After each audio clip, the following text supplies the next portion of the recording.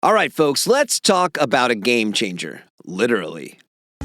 If you're a brand or retailer in the outdoor industry, think of Endeavor like the ultimate power-up for your sales game. This platform is designed to level up retail associates, giving them the XP they need to master your gear, sell more, and rack up rewards along the way. It's like a cheat code for better sales, making sure your products don't just sit on the shelves but actually move. Why is this valuable? Well, trained and motivated staff sell way more gear. Brands using Endeavor, like K2 Sports and Smith Optics, have seen better sell-through, stronger brand engagement, and real data insights on what works. And here's where Endeavor gets really interesting. It's gamified. That means learning about products and earning incentives feels fun and not like homework. But there's also a couple of other power-ups you'll want to consider. First is their partnership with Locally, so online shoppers can instantly find a knowledgeable staffer in a nearby store ready to seal the deal. Second is an option known as Freemium, where you can launch brand assets, push newsfeed posts, and coordinate rep clinics. And with Endeavor's pay-as-you-go plans, you can take sales contests, education campaigns, or collect staff insights collection programs all out for a test drive. The bottom line, if your retail game is feeling like it's stuck in easy mode, Endeavor is the upgrade you need to unlock next-level sales, max out your team's knowledge, and beat the boss when it comes to customer experience. Head to Endeavor, that's endvr.io, to learn more today. Welcome to the Rock Fight, where we speak our truth, slay sacred cows, and sometimes agree to disagree. This is an outdoor podcast that aims for the head. I'm Colin, and today I'm going to talk a bit about the identity of being an outdoorsy individual. But before we get to that, I hope you haven't missed an action-packed week here on the Rock Fight. On Monday, we hit on the state of the outdoor economy. On Wednesday, Shantae Salabert filled in for Justin Hausman as we talked about some outdoor community headlines. You want to go back and check out those episodes if you haven't yet. And hey, are you signed up for Rock Fight's newsletter? Our newsletter is exploding. And if you haven't subscribed, what the hell, man? You got to get on that. This is a real newsletter with real content, not just another outdoor link aggregator. Head to rockfight.co and click join the mailing list to sign up. And hey, while you're subscribing, have you subscribed to this podcast? If not, click follow on whatever podcast app you are listening to us on. And of course, leave us that 5-star rating, whether that's on Apple Podcasts or Spotify. If it's on Apple Podcasts, we'd love a review. So get on that. And hey, you know what? Let's start the show.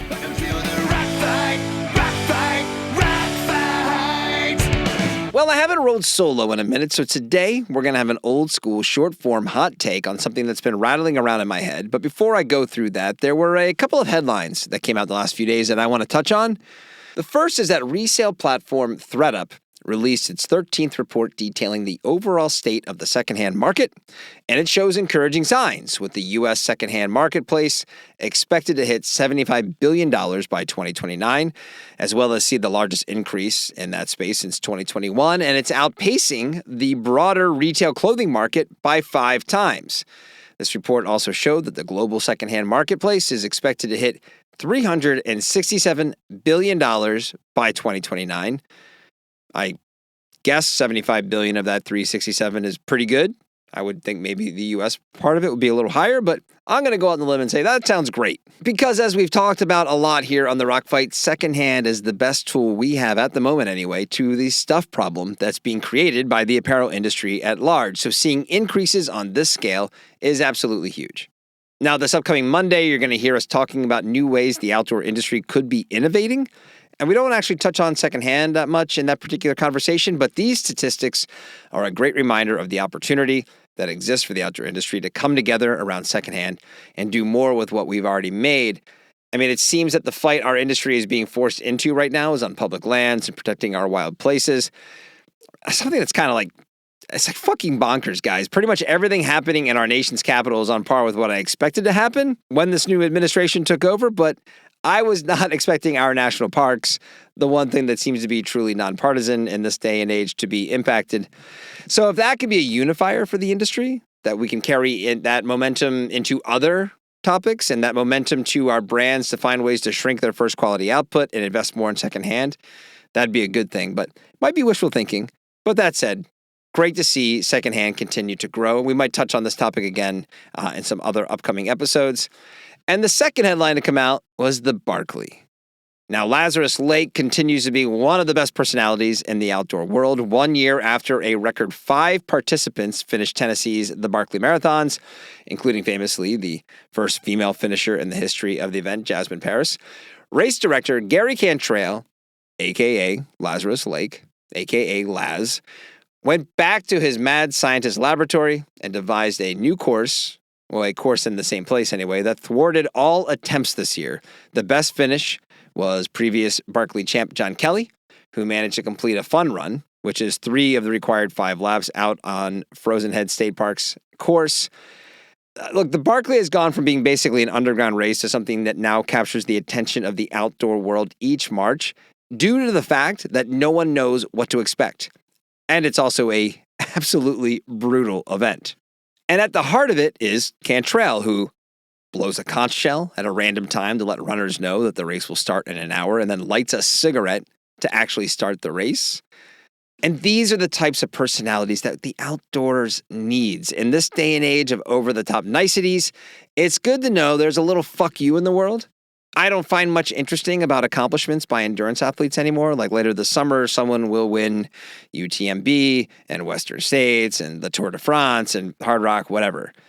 But when I see somewhere that the Barkley has begun, I can't help but feel intrigued. And that's primarily due to the personality of the guy who started and runs it. And when he's done doing it, either because he doesn't want to do it anymore or because he has moved on from this earthly plane, I hope the event ends. These two are so entangled with each other, the race director and the race itself, that I think it would be odd. I mean, just not even odd, just like straight up weird and disrespectful to have one without the other. So good on you, Laz. Good on you for bringing the course back to being the champion this year. No one wins. Love seeing it. Can't wait to see what happens next year. All right, everyone. Before we get started today, I need to tell you about our amazing teammates at Darby Communications. If you run an outdoor, an endurance, or an active lifestyle brand, there is no better PR or digital marketing belay partner or drinking buddy than Darby. They can help your business reach new heights. And you know, they might just keep you from falling on your ass. And since we started working with Darby, more and more people have been reaching out to us here at The Rock Fight because of that messaging. Look, guys, if they can help us, they can help anybody. Hit them up at darbycommunications.com. Do it today. Okay, the main thing I want to talk about today is on identity. Now, I'm not claiming to be a psychologist or anything, but it seems to me that many people that you encounter in life have cultivated a personality or identity that is rooted in something they're passionate about, but also outside of their control. And that thing then becomes so attached to how they look at themselves that no matter what, they can't evolve past it. Now, number 1 on that list is easily the identity of the mainstream sports fan. I spent most of my young adulthood living in New England, and I can tell you right now that if you Thanos snapped away the Celtics, Bruins, Red Sox, and Pats, if you did it right now, you'd see just millions of New Englanders wandering around aimlessly, wondering what the hell they should do with their time. They'd be just a total shell of themselves. Another all-consuming identity is politics person. You know, that person whose allegiance to their political party has just absolutely consumed them. And this is worse than the mainstream sports fan because the stakes are higher. There are people in my life who will justify any move made by their political party of choice because it's become so much of who they are that they can't bear the thought of not being a Republican or Democrat or going against the trend of their party.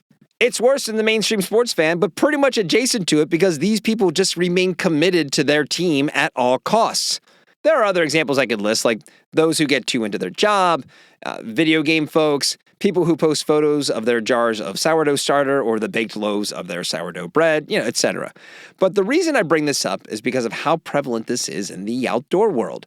For as healthy as our outdoor activities can be, holy shit, there are some of us who take this stuff way too seriously to the point where it becomes all-consuming. And this first occurred to me when considering how insufferable a lot of mountain town people are. And let me explain. There's a statistic that says that those who are happiest in their marriage are the ones you see that post the least on social media about their marriages.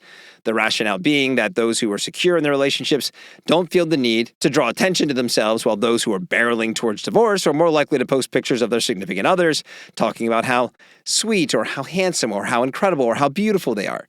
They are either subconsciously or consciously looking for others to validate something that isn't so rock solid in their lives. And I think a lot of mountain town people are like that too. If you are consistently posting about how amazing your town is and how lucky you are to get to live there, there's a chance you are also counting those likes and comments of those who say that they are jealous. And if I see one more person living in a mountain town talk about how there's nowhere else like where they get to live, I may lose my shit because like mainstream sports or like politics person, you're tying your boat to something that isn't necessarily always going to be the way it was when you made this thing your entire personality. Like your favorite sports team can completely shit the bed. Looking at you right now, Mavericks fans. And now this thing that defines you is going to be a train wreck for like the next decade. In politics, let's say, for example, all you do is defend a specific party, and then you end up with a leader who wins the White House and then works in opposition of what you once stood for, but you're so all in on that party that you don't know how to leave it behind. Is this sounding familiar to anyone out there? For those of an outdoorsy persuasion, there's a ton of baked-in "I could never do that" in most outdoor activities. So to show others what you choose to go do or where you choose to live brings along a pretty healthy dopamine rush. But by hitching your wagon to a location or to just doing outdoor stuff, you might find yourself missing out on so much more because your identity is tied to making sure everyone knows you went mountain biking or skiing last weekend. The only point I'm trying to make is that variety is good. And the things that we benefit from when it comes to the outdoors, putting ourselves in sketchy situations, trying new activities, seeing new places, it can all be found elsewhere. If you're a dirt-worshipping trail lover, you know the value of getting outside of your comfort zone and having new experiences. So put the outdoor identity aside, get gussied up, and head to Vegas for the weekend. You may be surprised about what you learn about yourself and other people in general. And whether you just live at 10,000 feet and like going outside, or you work in the outdoor industry, those new perspectives can only pay forward because you won't be limited by a singular point of view. So yeah, don't let the outdoors be the only thing that defines you. The stuff in the world that is ugly is pretty loud, but there's a lot of stuff out there that is beautiful too, and you can't always find it on a trail. That's it. That's all I got for you today. Nice and tidy little show for you. We want your emails. Send them to myrockfight@gmail.com. The Rock Fight is a production of Rockfight LLC. I'm Colin True. Thanks for listening. And like always, Krista Makes is right here to take us out and sing the Rock Fight fight song. We'll see you on Monday, Rock Fighters. Rock Fight!